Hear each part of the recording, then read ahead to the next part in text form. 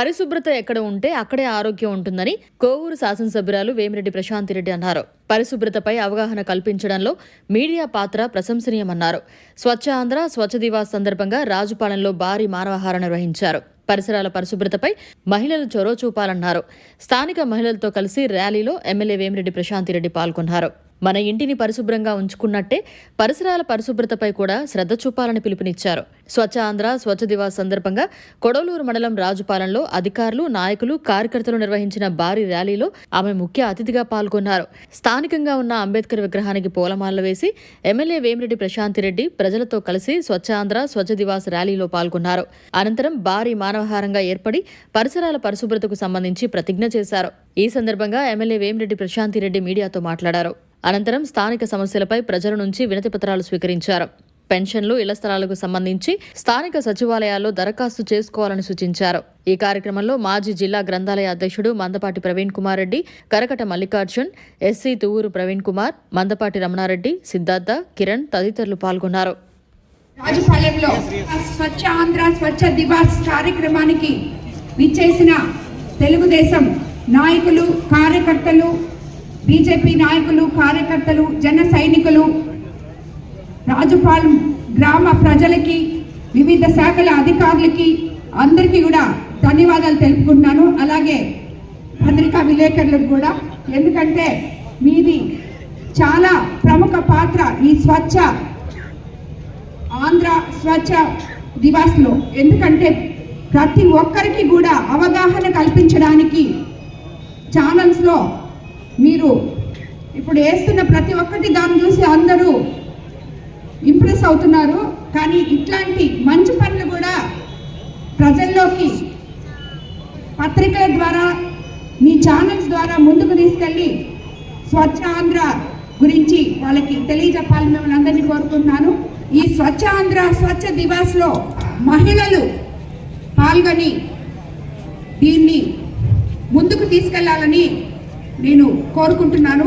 దీనివల్ల మన పిల్లలు, మన ఆరోగ్యం, మన పిల్లల ఆరోగ్యం, మన చుట్టుపక్కల ఎంత శుభ్రతగా ఉంటే, ఇప్పుడు కాలువల్లో ఫిల్టర్ చేయటం లేదు, మలేరియాలు బారిన పడుతున్నారు, డెంగ్యూ ఫీవర్లు వస్తున్నాయని ఇవన్నీ చెప్తున్నారు ప్రతి గ్రామం నుంచి వచ్చి. దానికి మొట్టమొదట మన గడపలో నుంచి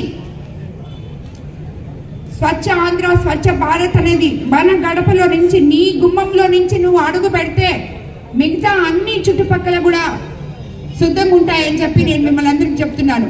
ఈరోజు ఎలాగైతే మనం మానవ హారం చేసి మనం ఇక్కడ ఇచ్చేసామో, అదే మాదిరిగా మీరు ప్రతి హాబిటేషన్లో, ప్రతి కాలనీలో మీరే మహిళలే ఒక మానవ హారంగా ఏర్పడి మీ చుట్టుపక్కల దాన్ని శుభ్రపరచుకుంటే ఎంత బాగుంటుంది. దానికి అనుగుణంగా మీకు పంచాయతీ సెక్రటరీలు కానీ, పంచాయతీ సర్పంచ్లు కానీ, మీరు ఎప్పుడైతే మీ చుట్టుపక్కల శుభ్రంగా పెట్టుకుంటారో వాళ్ళకు కూడా తెలిసి మీ ఇంటి ముందున్న కాలువలు, రోడ్లు చెత్త లేకుండా క్లీన్ చేయడం జరుగుతుంది. రాష్ట్ర ప్రభుత్వం 3వ శనివారం ఈ స్వచ్ఛ ఆంధ్ర స్వచ్ఛ దివస్ అనే దినాన్ని ప్రకటించింది. ప్రతి నెల ఇది ఎక్కడో దగ్గర మనం ఈ ప్రోగ్రాంలో అధికారులు కానీ అందరు కానీ పాల్గొని మీకు అవగాహన తెప్పిస్తున్నారు.